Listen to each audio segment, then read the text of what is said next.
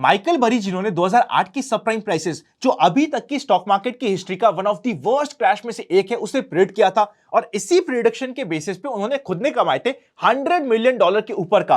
वो वापस से प्रेडिक्ट कर रहे हैं कि अभी 2023 में 2008 का रिपीटेशन हो सकता है और मार्केट में एक बड़ा क्रैश आ सकता है। ये कैसे पता चला? उन्होंने खुद ने $1.6 बिलियन के पुट बाय कर लिए है यूएस मार्केट के लिए। मतलब वो ये एक्सपेक्ट कर रहे हैं कि यूएस मार्केट एकदम धराशायी हो जाएगा। ये न्यूज ना अगर वैसे बोला जाए ना 10 दिन पुरानी है, पर मैं आज क्यों कवर कर रहा हूं? क्योंकि जब मैंने वीकेंड में आपके कमेंट्स पढ़े मेरे यूट्यूब के वीडियो के अंडर में, इतने सारे कमेंट्स आए थे और इतने सारे मेरे पास क्वेश्चंस आए थे कि आनंद देखो, बरी ने वापस से बोल दिया कि स्टॉक मार्केट का क्रैश होने वाला है, क्या हमें अपना सारा का सारा पोर्टफोलियो बेच के मार्केट से निकल जाना चाहिए? क्या हमें म्यूचुअल फंड को भी बेच के निकल जाना चाहिए? क्या हमें मार्केट से एग्जिट होकर मार्केट में वेट एंड वॉच का काम करना चाहिए? इन्हीं सभी क्वेश्चन के आंसर देने के लिए, आपकी एजुकेशन बढ़ाने के लिए आज इस पॉइंट को मैं कवर कर रहा हूं। स्टॉक मार्केट की ना एक आदत है, स्टॉक मार्केट में आप कभी भी हमेशा सही नहीं हो सकते, पर एट द सेम टाइम यह भी एक अच्छी आदत है कि हमेशा आप गलत भी नहीं हो सकते। माइकल बरी के पुराने क्या प्रेडिक्शन रहे, सबसे पहले हम उससे टेस्ट कर लेते हैं। 2005 में उन्होंने कहा था कि स्टॉक मार्केट का सबसे बड़ा क्रैश आने वाला है, सब प्राइम क्राइसिस बर्स्ट आउट होने वाला है। बाय द वे 2005 में इन्होंने प्रेडिक्ट किया था, पर 2005 से लेकर 2007 तक मार्केट की one of the best rally चली थी। पर हां, उसके बाद में ये सब प्राइम क्राइसिस आ गया था, जिसकी वजह से 2008 में मार्केट में क्रैश आ चुका था। 2019 में इन्होंने वापस से कहा था कि इंडेक्स फंड जिस तरीके से प्रमोट हो रहे हैं, ये एक बहुत बड़ा स्कैम हो सकता है और एक ऐसा समय हो सकता है कि जहां पे just because index fund randomly किसी भी वैल्यू पे बाय कर लेते हैं, एक बहुत बड़ा स्कैम हो जाएगा इन्वेस्टर्स के साथ, जो ये गलत प्रूफ हो गए थे। दिसंबर 2020 में इन्होंने वापस से कहा था टेस्ला के स्टॉक्स में एक बहुत बड़ा क्रैश आने वाला है। बाय द वे ऐसा कुछ नहीं हुआ था। 2020 अप्रैल में इन्होंने अपना प्रेडिक्शन दिया था कि इन्फ्लेशन बढ़ेगा। बिल्कुल परफेक्ट प्रेडिक्शन था, बिल्कुल सही प्रेडिक्शन हो चुका था। 2021 में इन्होंने वापस से कहा था मार्केट क्रैश होने वाला है और ऐसा क्रैश आएगा कि पुराने सारे क्रैशेस आप भूल जाओगे। मार्केट क्रैश नहीं हुआ था। जून 2022 में इन्होंने वापस से इन्फ्लेशन पीक आउट हो रहा है, इसको प्रेडिक्ट किया था, परफेक्टली प्रेडिक्ट कर लिया था। जनवरी 2023 में इन्होंने वापस से एक सेल कॉल दिया था, जो गलत हो चुका था, और अब वापस से इन्होंने अपना एक सेल कॉल बना दिया है। मतलब अगर आप पिछले इनके 6 मेजर प्रेडिक्शन को चेक करेंगे तो 3 बार ये सही हुए और 3 बार गलत हुए।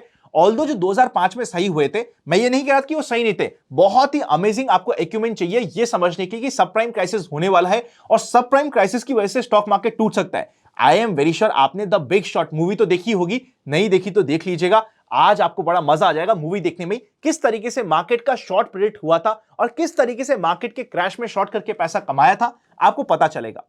मुद्दे की बात यह है कि कोई भी पर्सन आके स्टॉक मार्केट के बारे में कोई भी ओपिनियन दे सकता है। कुछ पर्सन की ओपिनियन ज्यादा सही होती है बिकॉज उनका इंटेलिजेंस लेवल और मार्केट की रीडिंग ज्यादा अच्छी होती है। कुछ लोगों की ओपिनियन कभी कम सही होती है बिकॉज उनकी रीडिंग इतनी अच्छी नहीं है। पर क्या हर कोई हमेशा सही हो सकता है? नहीं पता। तो किसी के भी ओपिनियन के बेसिस पे रैंडम डिसीजन बनाना बंद कीजिए, अपने माइंडसेट को क्लियर कीजिए कि आपको क्या करना है। अगर आपने म्यूचुअल फंड में पैसा इन्वेस्ट किया है जो अगले 10 सालों के लिए किया है, आप ही मुझे बताइए कि आज के दिन जहां पे निफ्टी है 20,000 पे चल रहा है, हम मान लेते हैं निफ्टी 20,000 पे है, क्या आज से 20 साल बाद या फिर 10 साल बाद जब आपको उस पैसे की रिक्वायरमेंट होगी, क्या निफ्टी 20,000 पे रहेगा या उससे ऊपर रहने की उम्मीद है? आंसर आपको अपने आप मिल जाएगा। उसी तरीके से अगर आप डायरेक्ट स्टॉक्स में काम करते हैं और आपके स्टॉप लॉसेस प्रॉपर्ली मेंटेन्ड है, मार्केट अगर करेक्ट होगा तो ऑब्वियसली आपके स्टॉप लॉस होते हुए नीचे जाएगा। किसी भी 50% के करेक्शन की स्टार्टिंग होती है 7% से 8% के करेक्शन से। सो अगर आपके स्टॉप लॉस प्रॉपर्ली मेंटेन्ड है तो आपको अननेसेसरी पैनिक करने की जरूरत नहीं होती है। ये मेरा पर्सनल ओपिनियन कहता है। मैंने आपको बरी की पुरानी सारी प्रेडिक्शंस क्यों बताई, ये समझाने के लिए कि कितनी बार सही हुए, कितनी बार गलत हुए, और ये कोई भगवान नहीं है कि इन्होंने कह दिया स्टॉक मार्केट क्रैश और कल से मार्केट टूटने लग जाएगा, ये जरूरी है। ऐसा कुछ नहीं होता है। कभी भी रैंडम डिसीजन या फिर कभी भी पैनिक में आके रैंडम डिसीजन लिए तो आपको बाद में रिग्रेट हो सकता है। अपने आप प्रॉपर्ली माइंडसेट को समझिए, चीजों को समझने की कोशिश करिए। क्या मार्केट के इंपॉर्टेंट लेवल्स टूट रहे हैं? क्या आपका स्टॉक या फिर मार्केट 200 डे मूविंग एवरेज को तोड़ के नीचे जा रहा है? क्या 50 डे को तोड़ के नीचे जा रहा है? क्या बेरियस सिग्नल हमें दे रहा है? क्या जनरल मार्केट ट्रेंड आपको कह रहा है कि मार्केट डाउन ट्रेंड में चले गया?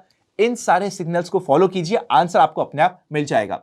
अब चलते हैं आज के नेक्स्ट सेगमेंट पे, जिसका नाम है एक्सपेक्टेशंस फ्रॉम टुमारोज मार्केट।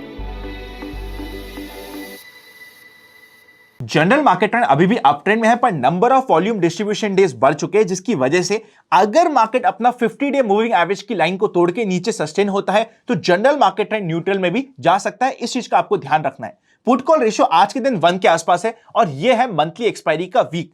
तो इसीलिए अब इस पूरे वीक के लिए आपको पुट कॉल रेशियो पे ज्यादा ध्यान नहीं देना है, वो आपके लिए रिलेवेंट नहीं रहेगा। एकदम न्यूट्रल सा पुट कॉल रेशियो चल रहा है। वेडनेसडे और थर्सडे को any which ways put call ratio की ज्यादा इंपॉर्टेंस नहीं होती है।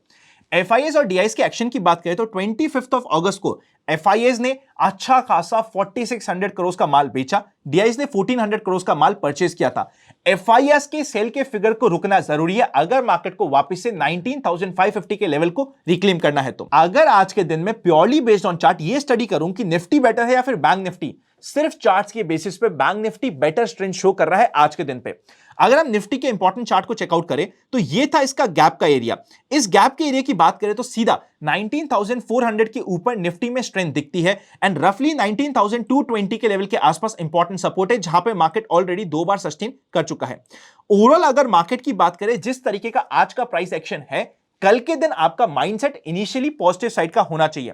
आज के दिन मॉर्निंग में अगर आप डिटेल में चेकआउट करोगे 5 मिनट के चार्ट में, तो आपको सीधा सीधा यहां पे 10 EMA की स्ट्रैटेजी भी अप्लाई होती हुई मिल जाएगी, जिसने आपको एक अच्छा रिस्क रिवॉर्ड रेशियो 1:4 के आसपास का रिस्क रिवॉर्ड रेशियो दे दिया था। कल के दिन मार्केट के लिए इंपॉर्टेंट होगा कि हल्का सा गैप डाउन, फ्लैट या फिर हल्का सा गैप ओपन हो, एक सस्टेन करे एक जगह पे और फिर 19,370 से 400 की रेंज को क्रॉस करके ऊपर जाए, तो वो मार्केट की स्ट्रेंथ के साइन को प्रूव करेगा। वरना मार्केट में कल के दिन एक जिगजैग मोमेंटम हो सकता है और थोड़ा सा कंफ्यूजन जो यूजुअली ट्यूसडे रहता है वो हो जाता है। क्या मैं कल के दिन रैंडमली यहां पे जाके मार्केट को शॉर्ट करने की कोशिश करूंगा? जब तक मार्केट का 19,240 का लेवल टूट के नीचे नहीं जाता है, मैं शॉर्ट का प्लान नहीं करूंगा, जिस तरीके का आज का प्राइस एक्शन रहा है उसके बेसिस पे। बैंक निफ्टी की बात करें तो बैंक निफ्टी ने ये जो गैप का एरिया था, इसे ऑलरेडी बाउंस बैक में सस्टेन करके ऊपर क्लोजिंग दे दी है आज के दिन। इसीलिए इमीडिएट बेसिस पे यहां पे हमारे लिए सपोर्ट हो जाएगा 44,350 के लेवल के आसपास का लेवल सपोर्ट रहेगा। अगर मार्केट हल्का सा गैप डाउन ओपन होके इस लेवल पे सस्टेन करके फिर वापस से बाउंस बैक करे और 10 EMA की स्ट्रैटेजी अप्लाई हो या फिर इनसाइड कैंडल की स्ट्रैटेजी अप्लाई हो, तो कल के लिए इंटरेस्टिंग हो सकता है। कल एक प्रीमियम ईटिंग डे भी हो जाएगा। अगर मार्केट फर्स्ट हाफ में मूव देने में सक्षम नहीं रहा या फिर मूव नहीं दे पाया, तो थोड़ा सा कॉशियस आपको होना पड़ेगा सेकेंड हाफ के लिए। अगर हम एंट्री की बात करें तो जैसे ही मार्केट 44,600 को क्रॉस करके ऊपर जाता है, प्राइस एक्शन की स्टडी के बेसिस पे यहां पे आपका मोमेंटम आ जाएगा, एटलीस्ट 45,000 तक का लेवल यहां के लिए आपके लिए ओपन हो जाएगा, जो एक इंटरेस्टिंग प्ले हो सकता है। अगर अभी तक आपने हमारा open for all free Telegram channel join नहीं किया है, जस्ट एडिशनल स्टडी करने के लिए डिस्क्रिप्शन में आपको लिंक मिल जाएगा, पिन कमेंट पे आपको लिंक मिल जाएगा। अनंत लड्डा है चैनल का नाम। और हां, अगर आप म्यूचुअल फंड्स में इन्वेस्ट करना चाहते हैं और हमारी टीम की कोई भी हेल्प चाहते हैं, तो डिस्क्रिप्शन को चेकआउट करना मत भूलिएगा। चाहे वो म्यूचुअल फंड्स हो या फिर इंश्योरेंस हो या फिर किसी भी रिलेटेड आपकी क्वेरी हो, आपको डिस्क्रिप्शन में सारी डिटेल्स मिल जाएगी। सी यू वेरी सून।